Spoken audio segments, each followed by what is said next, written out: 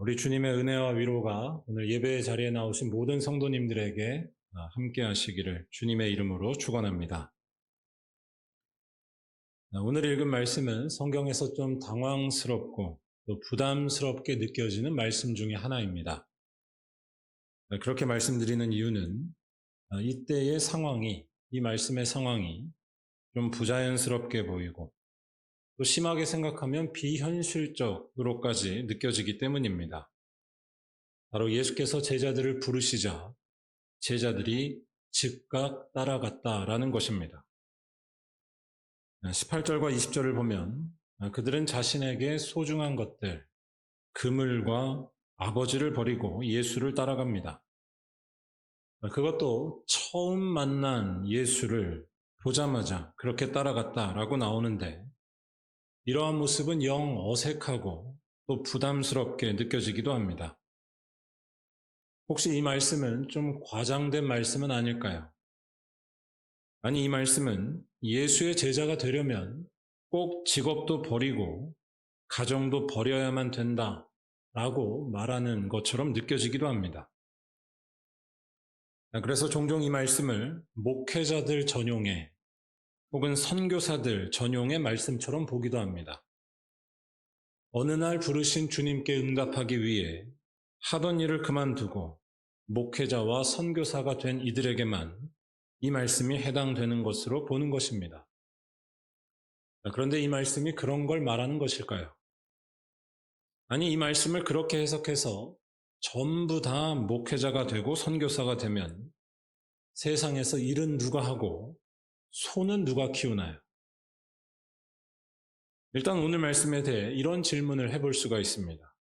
예수께서는 혹시 이들과 원래 알고 있던 사이는 아니었을까요?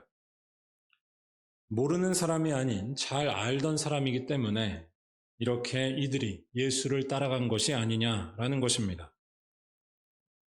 일단 요한복음 1장 40절을 보면 오늘 말씀에 나오는 한 사람인 안드레가 예수에 대해 아예 모르지 않았었다는 것을 알 수 있습니다. 안드레는 베드로보다 먼저 예수를 알았었습니다. 그런데 사실 안드레도 처음부터 예수를 잘 알던 것은 아니었습니다. 그는 원래 세례 요한의 제자였습니다. 그런데 어느 날 세례 요한이 예수께 대해서 했던 말을 듣고 예수를 따라갔을 뿐이었습니다.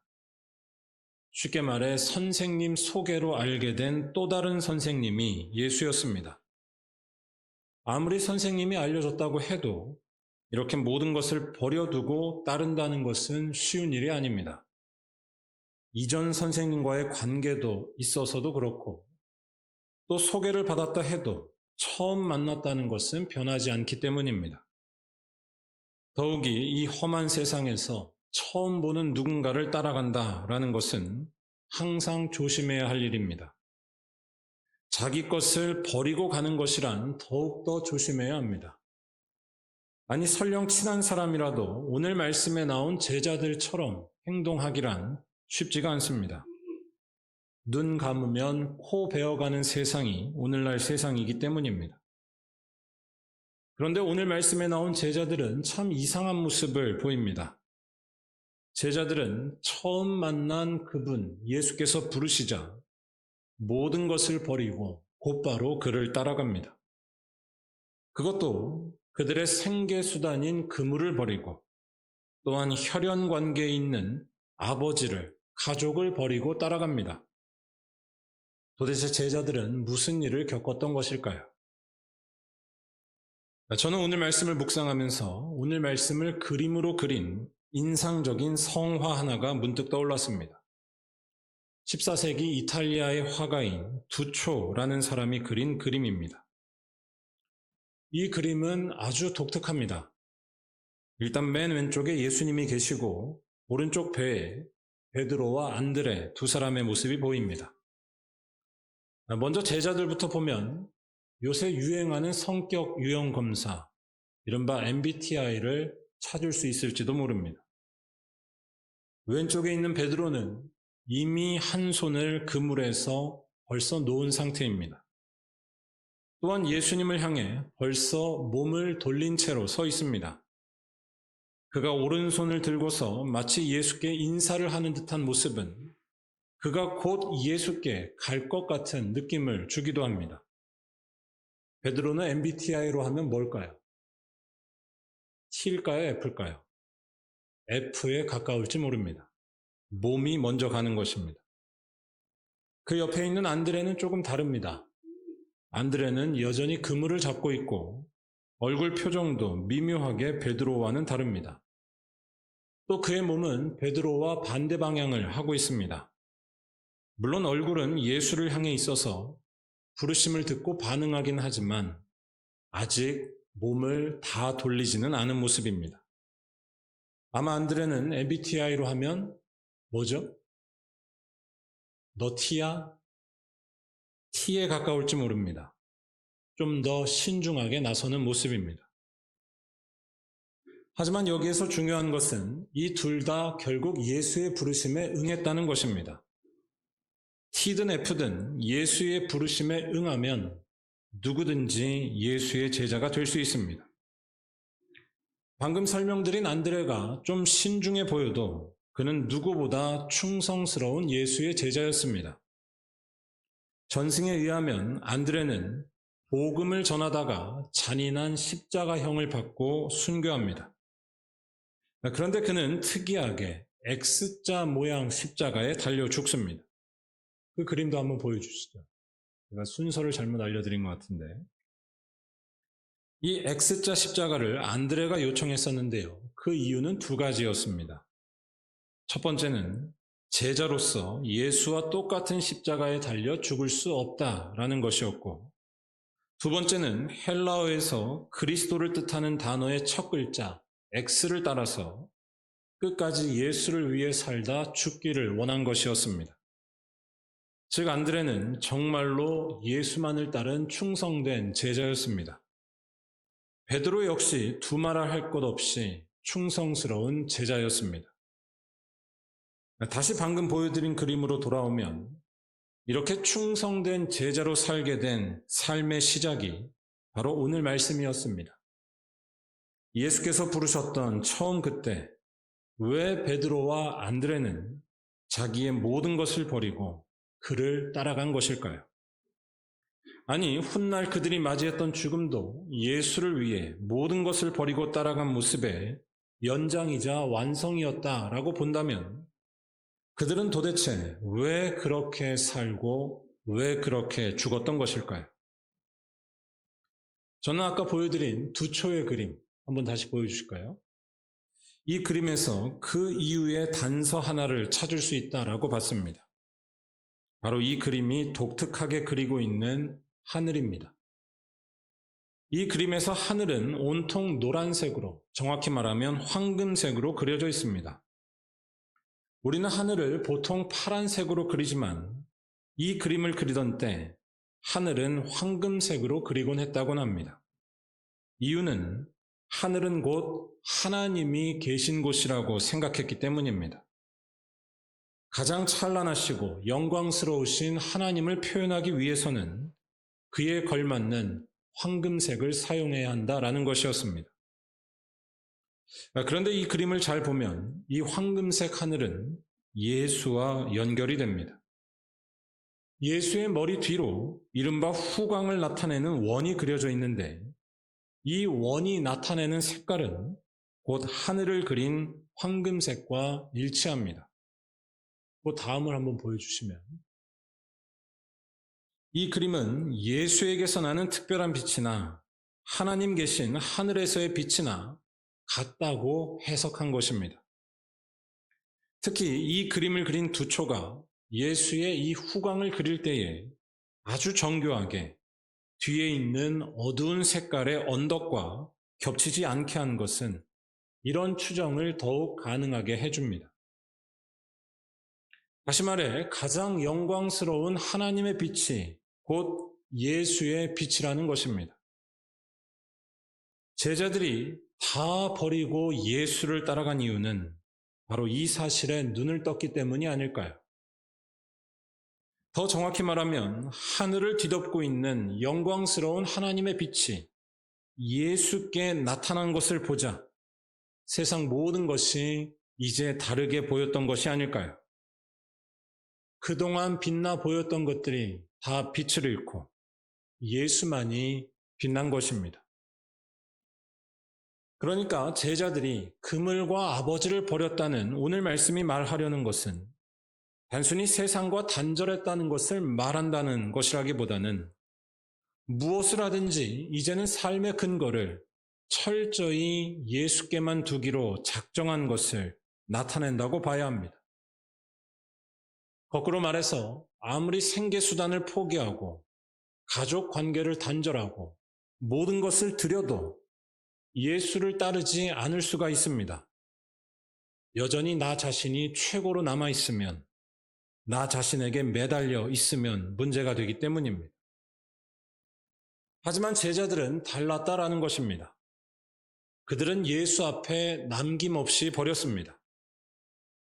그물이 자기를 살게 하는 것이 아니고 가족이 소망의 근거가 아니며 나 자신도 참된 위로와 만족을 줄 수 없다는 것입니다.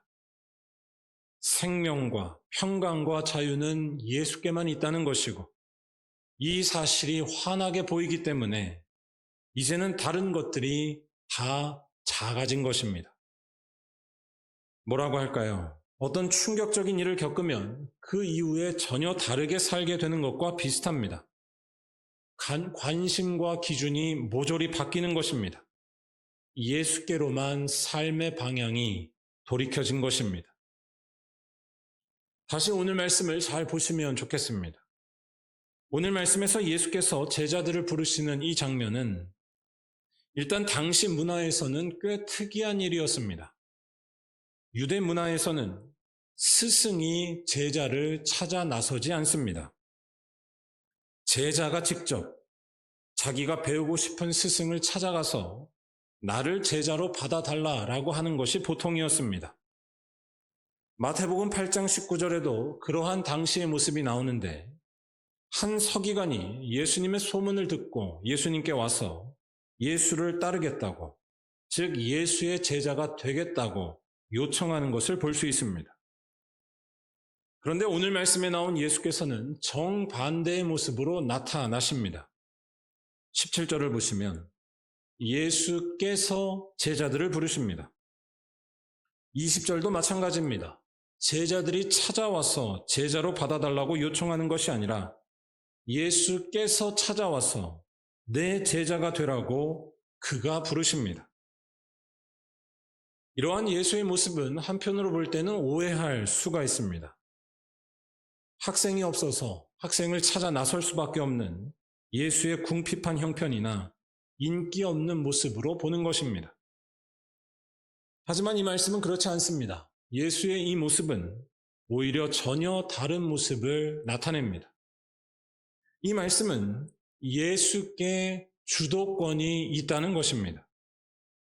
예수께는 사람을 택하시고 부르셔서 자기의 제자로 세우시는 전권이 있다는 것입니다. 즉, 이 말씀은 예수의 권위를, 예수의 능력을, 예수의 카리스마를 드러냅니다. 뭐라고 할까요? 한번 부르시면, 한번 그 말씀이 들려오면 잊을 수가 없는, 그 요청을 외면하거나 거부할 수가 없는 특별한 권위가 예수께 있다는 것입니다. 바로 하나님의 권위와 위엄이 예수께 있다는 것입니다.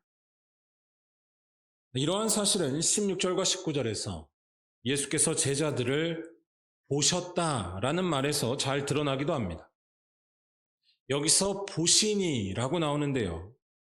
예수께서 제자들을 부르실 때에는 항상 이렇게 보셨다라는 말이 먼저 나옵니다.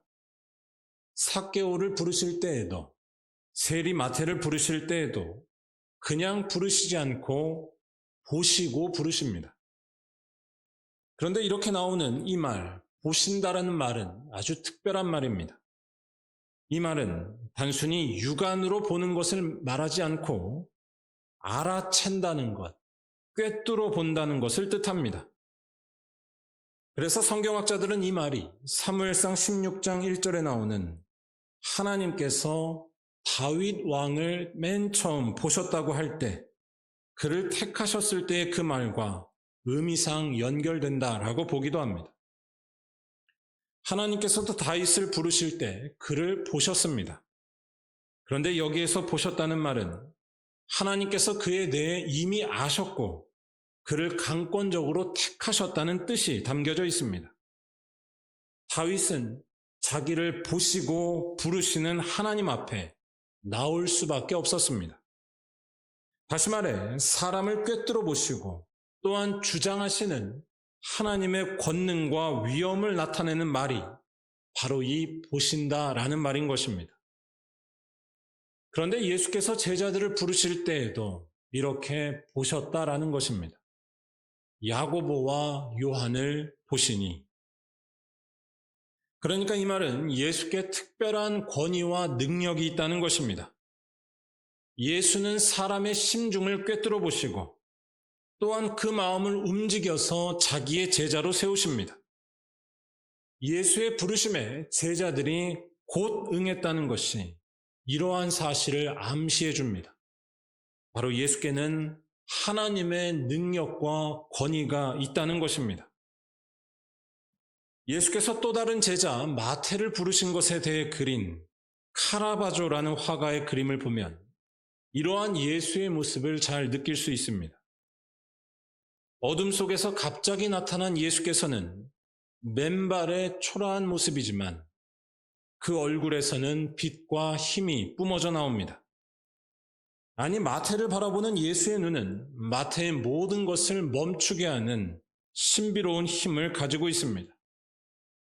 마태는 이때 눈이 동그라진 채 순간 정지할 수밖에 없었습니다. 그는 하나님의 눈빛을 만난 것이었습니다. 특별히 이러한 사실은 오늘 말씀에서 예수께서 만난 제자들이 다 갈릴리 해변 출신의 어부였다는 것에서 더욱 잘 나타납니다. 갈릴리는 이방인들이 많이 사는 곳이어서 유대 사회에서 무시를 받는 곳이었습니다. 또 어부라는 직업은 천대까지는 아니지만 그렇다고 존경을 받는 직업도 아니었습니다. 그러니까 갈릴리의 어부들을 예수께서 제자로 택하셨다라는 것은 일반적인 사고방식을 뒤집는 예수의 능력과 권위를 보여줍니다. 예수는 천대받는 땅에 사는 존경받지 못하는 이들도 제자로 부르실 수 있는 놀라운 분이라는 것입니다. 화려한 예루살렘이 아닌 초라한 변방 갈릴리를 오히려 하나님 사역의 중심으로 만드시는 분이 예수십니다. 그는 하나님의 아들이시기 때문입니다. 그러니까 오늘 말씀은 예수의 정체성을 드러내는 말씀이면서 동시에 그러한 예수를 알게 됐을 때 합당한 반응이 무엇인지를 전해주는 말씀입니다. 예수가 바로 모든 것을 멈추게 하는 하나님의 아들, 우리 인생에 참 평강과 소망을 주시는 거룩하신 분이라는 것을 깨달을 때 우리는 자기 인생의 중심을 돌리지 않을 수 없다는 것입니다. 그동안 의지했던 것을 다 버리고 예수만을 인생의 기준으로 두는 것입니다. 더 정확히 말하면 그물에 목숨 걸지 않는 인생이 되는 것이고 가족조차 인생의 절대적인 목적이 되지 않는 것입니다. 이것이 버려두고 예수를 따르는 것의 모습입니다. 여러분, 오늘 말씀 20절에서 세베대의 아들 야고보와 요한이 자기의 아버지를 버리고 예수를 따라갔다는 이 말을 잘 묵상해 보시기 바랍니다. 사실 아버지를 버려뒀다라는 이 말은 참 불편합니다. 왜 성경은 어쩌면 불편할 수도 있는 이 이야기를 굳이 하는 것일까요? 가족도 있으면서 예수를 따라가면 안 되는 것일까요? 굳이 이렇게 오해를 살 수 있는 말을 성경에 집어넣은 이유가 뭘까요? 하지만 이 말은 오히려 가족을 이야기하고 있기 때문에 정확하게 말을 한다고 할 수 있습니다. 바로 예수는 가족이 줄 수 없는 것을 주시는 분이라는 말씀입니다. 오늘 말씀이 아버지를 버리고 예수를 따라간 것에 대해 피하지 않고 말하는 것은 바로 그 사실을 말하기 위함이었습니다. 여러분, 이 말을 잘 생각하셔야 하는데, 가족이 줄 수 없는 것을 주신다는 것은 예수가 정말로 모든 것을 뛰어넘어 역사하신다는 이야기입니다. 우리는 보통 가족이 전부라고 생각하며 살아갑니다. 물론 가족은 우리에게 전부 같은 존재들이고 늘 아끼며 사랑해야 합니다. 하지만 중요한 것은 가족이 할 수 없는 일도 분명히 있으며 가족이 모든 것의 해답이 아니라는 것입니다. 아니, 오히려 가족이 원수가 될 수도 있습니다. 하지만 예수는 다르시다는 것입니다. 예수는 가족이 주고 싶어도 줄 수 없는 것을 주시는 분입니다. 우리의 마음을 진정으로 아시며 위로하시고 가족이 치료할 수 없는 아픔도 주님께서는 돌보시고 고치실 수 있습니다. 아니, 가족은 언젠가 우리 곁을 떠날 수밖에 없지만 그는 떠나지 않으십니다. 왜냐하면 그는 죽음을 이기시고 부활하셨기 때문입니다. 참된 위로와 소망은 예수께만 있다는 것입니다. 그렇다고 해서 내 가족을 내팽개치고 예수만 믿겠다라고 한다면 오늘 말씀을 더욱 오해하는 것에 불과해집니다. 정말로 예수를 만났다면 그러한 삶을 절대로 살지 않습니다.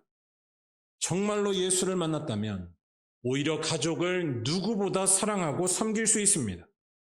아니, 자기 자신을 다 내어줄 수 있습니다. 모든 것을 참을 수가 있습니다.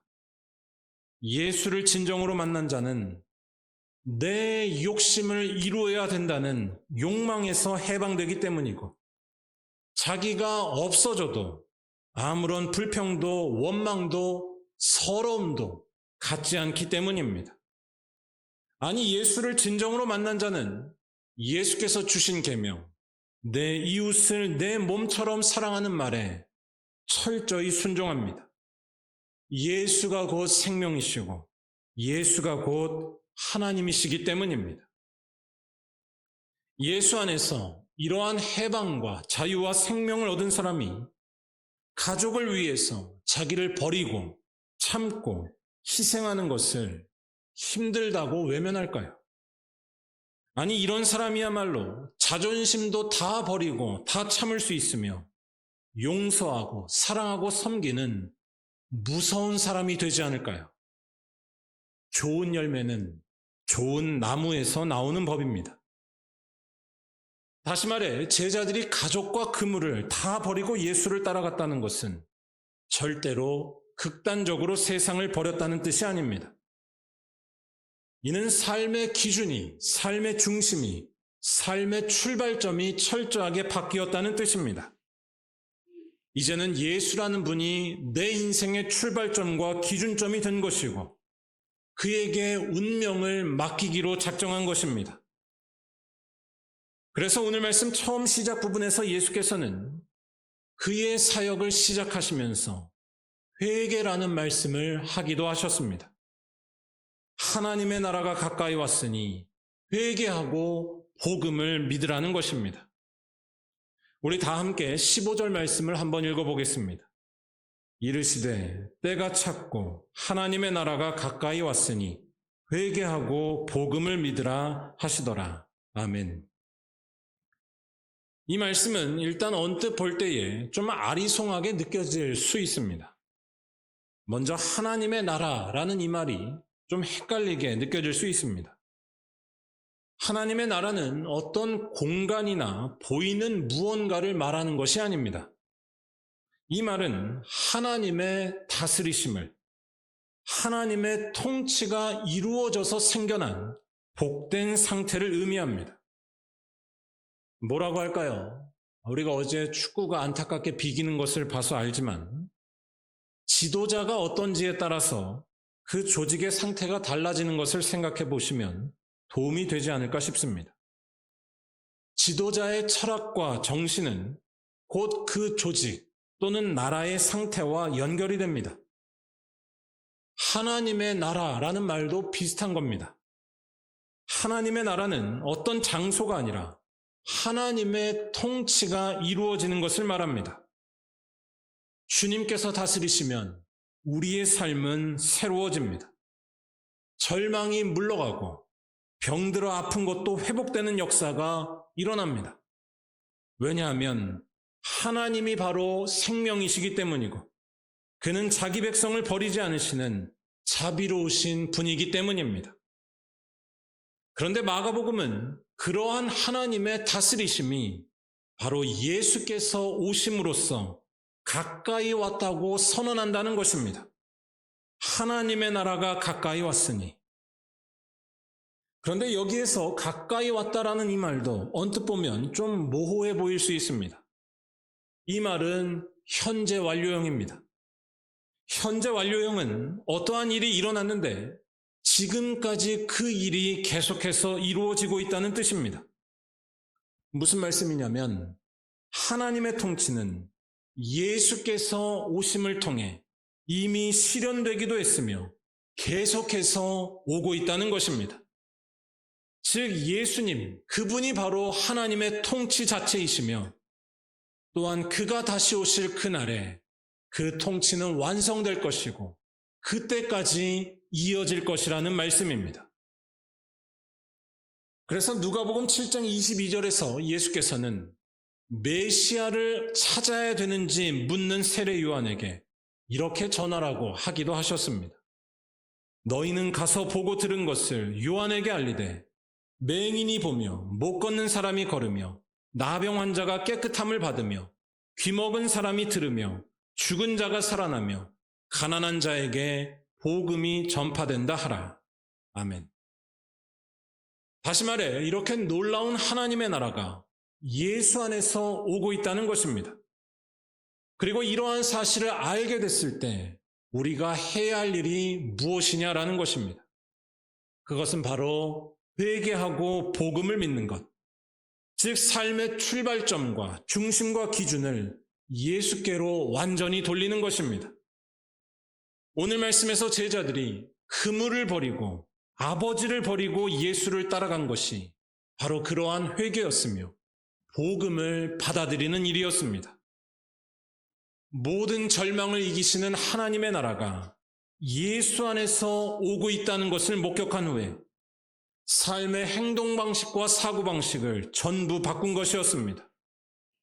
이제는 예수의 뜻이 가장 중요하고 예수의 능력만이 가장 살아있는 능력이며 예수의 십자가와 부활만이 나를 살려내는 생명임을 고백하며 살기로 작정한 것입니다. 사랑하는 우리 말리언교회 모든 성도 여러분, 예수께서는 안드레와 베드로만 부르신 것이 아니라 우리도 부르셨음을 기억하시기 바랍니다. 그분께만 우리 인생에 참된 생명과 소망이 있음을 기억하시고 다른 것들은 철저히 버리시기 바랍니다. 똑똑한 나도 나를 구원하지 못하며 우리에게 전부와도 같은 가족이나 그물도 우리에게 빛을 주지 못하지만 예수는 다르신 줄로 믿습니다. 나를 위하여 살던 삶, 가족과 그물만을 붙잡고 살던 삶이 아니라 예수께로 우리의 마음과 손과 발을 돌이키는 자의 삶은 참으로 복된 줄로 믿습니다. 더 구체적으로 말하면 예수의 말씀을 따라 내 이웃을 내 몸처럼 사랑하고 또한 배고픈 자들 가운데 계신 예수님을 만나고 섬기는 것입니다. 그리고 바로 그 사람에게는 하나님의 나라가 가까이 올 것이고 구원이 이루어진다는 것입니다. 마지막으로 주님께만 돌이키기 위해 가장 중요한 것을 말씀해 주신 우리 감리교를 시작한 존 웨슬리 목사님의 기도문 하나를 읽고 말씀을 마치고자 합니다. 여러분, 예수께만 돌이키기 위해 조금 이따가 보여주시고요. 예수께만 돌이키기 위해 가장 버려야 할 것이 무엇일까요? 아니, 가장 버리기 힘든 것이 과연 뭘까요? 그건 나 자신입니다. 나를 버리지 않으면 아무리 그물을 버려도, 심지어 가족을 버리고 모든 수고를 다해도 예수께 가까이 갈 수가 없습니다.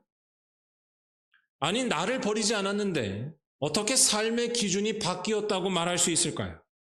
바꿔 말해, 여전히 내 자랑에 매달리고 있고 내 감정도 버리지 못하는데 어떻게 남을 진정으로 도왔다고 자부할 수 있을까요? 남을 돕는 것도, 심지어는 신앙도 내 만족을 위해 이용할 수 있는 것이 우리들의 모습 아닌가요? 우리 인간에 대해 너무 순진하게 보시면 안 됩니다. 웨슬리 목사님도 이 사실을 분명히 고백하고 있었습니다. 진정으로 버려야 할 것, 진정으로 감춰야 할 것은 나 자신이라는 것입니다. 왜냐하면 그럴 때에 참된 회개, 그리스도를 따르는 삶이 이루어지기 때문입니다. 다시 말해, 예수께서 달리신 십자가에서 나 자신을 못 박을 때에만 우리는 진정한 예수의 제자가 되어서 그를 따를 수 있으며 하나님의 다스리심 안에 거할 수 있다는 것입니다. 바라기는 우리 말년교회 성도들 모두 십자가에 나 자신을 다시 한번 못 박아서 모든 것을 버릴 수 있는 은혜가 가득하시고, 그리하여 진정으로 예수만 따라가는 복된 사람들이 다 되시기를 주님의 이름으로 간절히 축원합니다. 우리 다 함께 웨슬리 목사님께서 쓰신 기도문을 읽어보도록 하겠습니다. 오, 저를 저로부터 감추어 주소서. 이제는 제가 아니라 제 속에 그리스도께서 사시도록 못된 욕망은 십자가에 못 박고 단 한 조각의 탐욕도 살려두지 마옵소서. 모든 사물들 안에서 주님 말고는 다른 아무것도 보거나 찾거나 바라지 않게 하소서. 예수 그리스도의 이름으로 기도합니다. 아멘. 함께 기도하시겠습니다.